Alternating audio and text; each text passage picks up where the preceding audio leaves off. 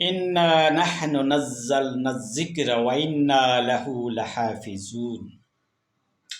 ہے قول محمد قول خداوندی، فرمان بدلا نہیں جائے گا، بدلے گا لاکھ زمانہ مگر قرآن بدلا نہیں جائے گا۔ دوستو، اللہ کا جو کلام ہے جسے ہم قرآن مجید کہتے ہیں، قرآن کہتے ہیں بار بار پڑھی جانے والی کتاب کو، تو یہ اللہ کا کلام ہے۔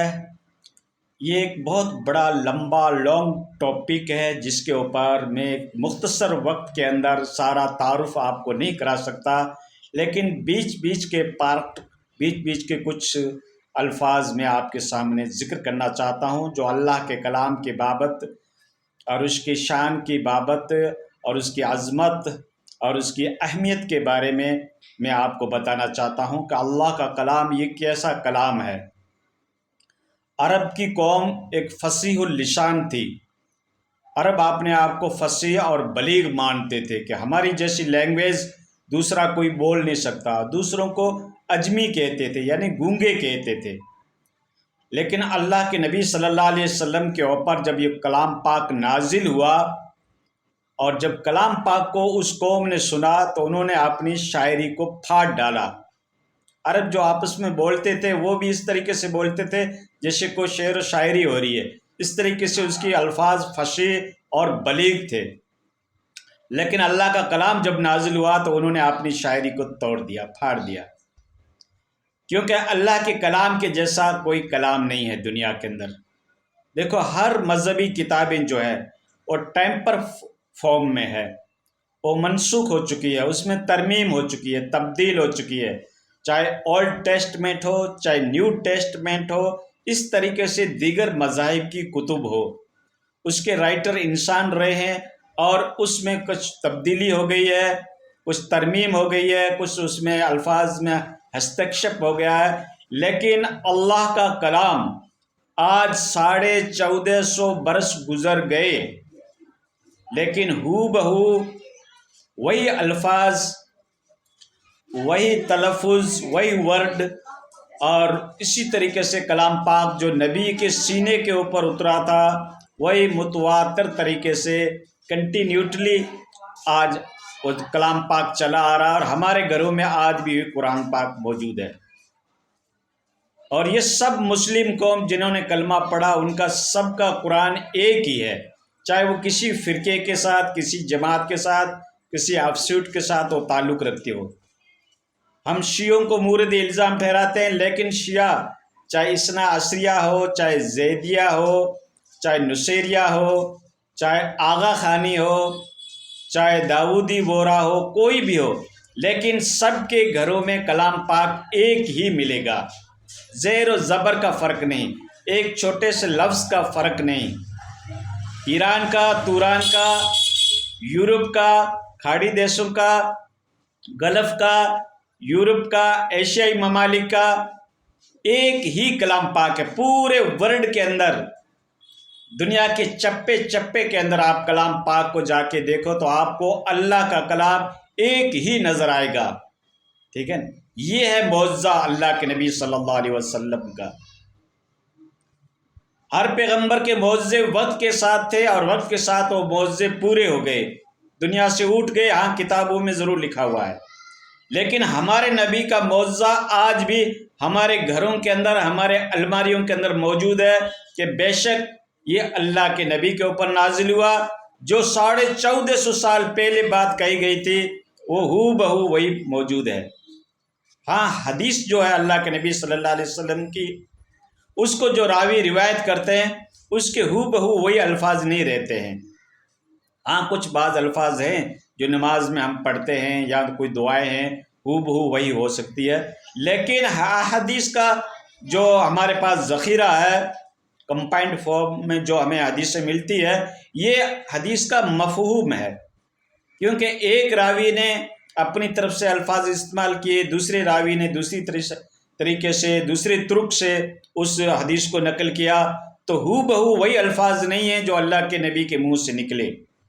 ہاں، قریب قریب احادیثیں ہو سکتی ہے، لیکن اس کا فہم، اس کا افہام، اس کا مفہوم بیان کیا جو مفہوم ایک ہی نکلتا ہے، چاہے اس کے طرق کتنے بھی ہو احادیث کے، کہنے کا جو تاتپریہ ہوتا ہے، خلاصہ کلام ہوتا ہے، وہ ایک ہی ہوتا ہے، اس کے راوی مختلف ہو سکتے ہیں۔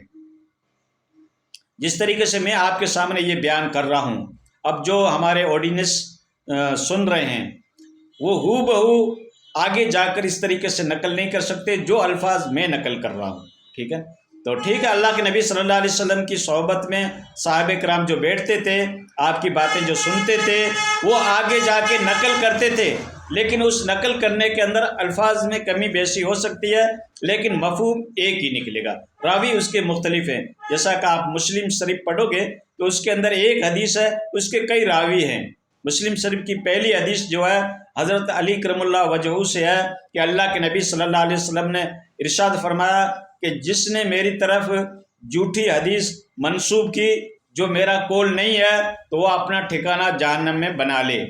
اب اس کے راوی کئی ہیں، عبداللہ بن عباس بھی ہیں، اس طریقے سے کئی راوی ہیں، لیکن اس کے الفاظ تھوڑے آپ کو چینج ملیں گے، لیکن مفہوم ایک ہی ہے۔ تو ٹھیک، لیکن اللہ کا کلام جو ہے اس کے حرف، اس کے زیر زبر ماترا کے اندر کوئی چینجنگ نہیں ہے۔ یہ کلام پاک حضرت عثمان غنی رضی اللہ تعالی عنہ کے زمانے کے اندر جمع کیا گیا، جو مختلف صحیفوں کی شکل میں تھا، مختلف جو الگ الگ لکھے گئے تھے کلام پاک کو، ان کو ایک جگہ پہ جمع کیا حضرت عثمان غنی رضی اللہ تعالی عنہ نے، اور اس کو صحیح ترتیب دی۔ وہی ترتیب آج ہمارے پاس موجود ہے۔ بلکہ کمال کی بات تو یہ ہے کہ حضرت عثمان غنی رضی اللہ تعالی عنہ کو جب شہید کیا جاتا ہے اور آپ کا خون کا قطرہ جو اللہ کی کلام کی آیت کے اوپر گرتا ہے، فَسَيَكْفِيكَ اللَّهُ، اس طریقے کی آیت ہے، تو وہ کلام بھی آج ہمارے پاس موجود ہے جو میوزیم میں ملتا ہے آپ کو، مصر کے یا پھر ادھر رشیا کے میوزیم میں وہ کلام بھی آپ کو مل جائے گا، وہ الفاظ لکھے ہوئے بھی مل جائیں گے جو کئی چمڑے پہ لکھے جاتے تھے، کئی کھالوں پہ لکھے جاتے تھے، کئی پتھروں پہ لکھا جاتا تھا۔ بہرحال مختلف زمانہ ادوار گزرتے گئے اور کلام پاک جو ہے پھر ابھی جو ہمارے پاس جس شکل و صورت کے اندر ہے، کمپائنڈ فارم کے اندر ہے، یہ کلام پاک ہر جگہ آپ کو ایک ہی ملے گا، ٹھیک ہے نا؟ اس میں کوئی چینجنگ نہیں، لفظ کی، الفاظ کی کوئی چینجنگ نہیں۔ یہ اللہ کے کلام کے سچا ہونے کی علامت ہے، اور اللہ کا کلام یہ اللہ کی صفت ہے، ٹھیک ہے؟ ہاں، اب جو یہ لکھا گیا ہے جو ہمارے پاس کتابی شکل کے اندر ہے، ہم اس کو تو کریشن کہہ سکتے ہیں، مخلوق کہہ سکتے ہیں۔ جو لکھا گیا ہے، جو ورک ہے، جو اس کے اوپر الفاظ کاتب کے ذریعے سے لکھے گئے، یہ تو کریشن یعنی مخلوق کہلا سکتی ہے، لیکن جو کلام اللہ کے منہ سے جو نکلی بات ہے اور نبی کے سینے کے اوپر اتری، وہ اللہ کی صفت ہے۔ اس لیے تو یہ اللہ کا کلام ایسا کلام ہے کہ اس کے مد مقابل کوئی بھی شاعر، کوئی بھی اسکالر، کوئی بھی رائٹر، کوئی بھی ادیب، کوئی بھی کتنا ماہر فن، کوئی کتنا انٹلیکچول، اس کے جیسی ایک آیت نہیں بنا پایا۔ دنیا کے بڑے بڑے لیکھک، بڑے بڑے رائٹر، بڑے بڑے اسکالر، بڑے بڑے خطیب، بڑے بڑے مقرر، بڑے بڑے متکلم، کلام پاک کے جیسی عرب کے اندر ایک بھی آیت بنا نہیں پایا۔ تو یہ اللہ کے کلام ہونے کی نشانی ہے، لیکن دوستو، جبکہ ہمارے نبی تو امی تھے۔ تو اللہ رب العزت کے اس کلام کی یہ ایک خوبی ہے جو آج تک چلی آ رہی ہے۔ ہاں، اور دوسری بات دوستو، دیگر کتب کے آپ کو حافظ نہیں ملیں گے جس کو برس زبانی پوری کتاب، پوری بک یاد ہو، لیکن یہ اللہ کے کلام کی ایک سمجھو کرامت کہیے یا فضیلت کہیے یا اہمیت کہیے کہ اللہ کا کلام آج ایک 6 سال کے بچے کے سینے کے اندر آپ کو اللہ کا کلام موجود ملے گا۔ تاتاریوں نے کیا کم ظلم کیا تھا، ساری اسلامی کتب کو اور لائبریریز کو انہوں نے اٹھا کر نہر دجلہ میں پھینک دیا تھا، اور انہوں نے کہہ دیا تھا کہ اب یہ قرآن بھی مٹ جائے گا۔ لیکن جب اس کے سامنے 10 سال کا بچہ فر کلام پاک پڑھنے لگتا ہے، تب وہ حیران رہ جاتے ہیں کہ ہم ان کے دلوں سے کلام پاک کو کیسے مٹائیں گے۔ تو دوستو آج بھی دنیا کے اندر 1 کروڑ سے زیادہ آپ کو حفاظ مل جائیں گے، 1 کروڑ سے بھی اوپر آپ کو حفاظ مل جائیں گے، کیا بچے کیا بچیاں، جن کو بر زبان کنٹسٹ ان کو کلام پاک کی یاد ہے۔ یہ اللہ کے کلام کا معجزہ ہے۔ دنیا کے اندر ایسی کوئی دھارمک بک نہیں، کوئی دھارمک پستک نہیں جو کنٹسٹ زبانی طور پر انسان کو یاد ہو، پوری مکمل یاد ہو بہو۔ یہ اللہ کے کلام کا معجزہ ہے، یہ اسلام کی سچائی ہے، اسلام کی حقانیت ہے کہ بے شک کوئی کریٹر ہے جس نے یہ کتاب کو نازل کیا۔ تو اس میں رشد ہے، اس میں ہدایت ہے، اس میں مانوتا کی بھلائی سکھائی گئی ہے، انسان کی ہدایت کا ذریعہ ہے کہ وہ یہ زندگی دنیاوی زندگی بھی جی کر کامیابی کے ساتھ گزارے، اور آنے والے عالم آخرت کی زندگی ہے، ان کے سارے مسائل اس کلام پاک کے اندر بتایا گیا ہے۔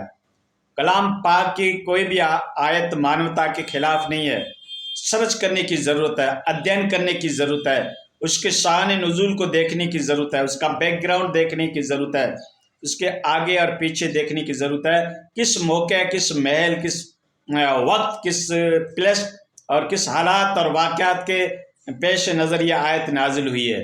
تو جب ان کے سارا انٹرپریٹیشن آپ کرو گے تو آپ پاؤ گے کہ کلام پاک کی ایک آیات بھی مانوتا کے خلاف نہیں ہے، انسانیت کے خلاف نہیں ہے۔ کلام پاک ایکسٹریمزم نہیں سکھاتا، تشدد نہیں سکھاتا، ظلم اور اتیاچار نہیں سکھاتا۔ اللہ تو کہہ رہا ہے کہ جس نے کسی ایک ناحق بندے کو مار دیا بغیر قصور کے، نردوش ویکتی کو اگر ایک آدمی کو مار دیا تو یوں سمجھو کہ تم نے ساری دنیا کی انسانیت کو مار دیا۔ یہ ہے مذہب اسلام کی سرپرتھم تعلیم۔ غور کرو، ڈیپ لرننگ کرو، اس کا انٹرپریٹیشن جاننے کی کوشش کرو۔ اس جملے کی کیا کہہ رہا ہے جملہ؟ اگر تم نے ایک ناحق انسان کو مار دیا تو یوں سمجھو تم نے پوری مانوتا کو ختم کر دیا۔ یہ مذہب اسلام سکھا رہا ہے، ٹھیک ہے؟ کہاں تشدد سکھائے گا؟ کہاں خون ریزی بہانا اسلام سکھاتا ہے؟ اسلام کے اندر ظلم، اتیاچار اور استبداد، جبریت، تشدد، ٹارچر کرنا، یاتنائیں دینا، کسی کو اذیت دینا، کسی کو تکلیف دینا، کسی مانوتا کے حق کو مارنا، اس کے رائٹ کو چھیننا، کسی غریب غربے کو پریشان کرنا، یہ مذہب اسلام نہیں سکھاتا، ٹھیک ہے نا؟ اسلام کی یہی تعلیم ہے۔ اسلام کی پریبھاشا کیا ہے؟ اس کا میننگ کیا ہوا؟ اسلام یعنی سلامتی، امن، سکون، شانتی، پیسفل، اس کو اسلام کہا جاتا ہے۔ یہ ہمارے اغیار کو سکھانے کی ہمیں ضرورت ہے۔ اس کے دماغوں میں جو مس انڈرسٹینڈنگ ہے، مس کانسپریشن ہے اسلام کی بابت، دوستو چند مٹھی بھر ہمارے اسلام کی فالو کرنے والوں نے، اسلام کے اوپر چلنے والوں نے اسلام کی تصویر کو مٹا دیا اپنی غلط ایکٹیویٹی کے ذریعے سے، اپنی غلط حرکتوں کے ذریعے سے مذہبی اسلام کو بدنام کر رہے ہیں۔ لیکن قرآن کی تعلیمات کو آپ دیکھو، اب چند ایک آیتوں کے اوپر جن لوگوں کو آبجیکشن ہے، آپ پورا اس کا انٹرپریٹیشن پڑھیں، کس پس منظر میں وہ آیت اتاری گئی تھی، کیا حالات اور واقعات تھے، کیا پرستتیاں تھیں، اس کو بھی تو دیکھو۔ تو دوستو اللہ کا کلام وہ ہے جو خالق کا کلام ہے، کریٹر کا کلام ہے، مالک کا کلام ہے، جس نے اس پورے پلینٹ ارض کے اوپر ساری اشیاء کو پیدا کیا۔ سارا کریشن جو ہے، ساری مخلوقات جو ہے، یہ اللہ رب العزت کے حکم کے تحت ہے، اور یہ کلام جو ہے یہ رب کی پستک ہے، یہ اللہ کی کتاب ہے، اس میں کوئی شک اور شبہ نہیں۔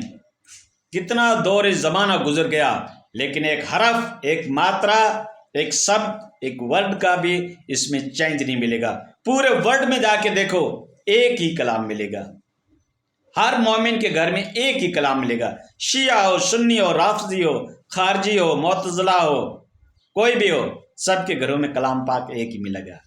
اس لیے تو کہتے ہیں ہے قول محمد قول خداوندی، فرمان بدلا نہیں جائے گا، بدلے گا لاکھ زمانہ مگر قرآن بدلا نہیں جائے گا۔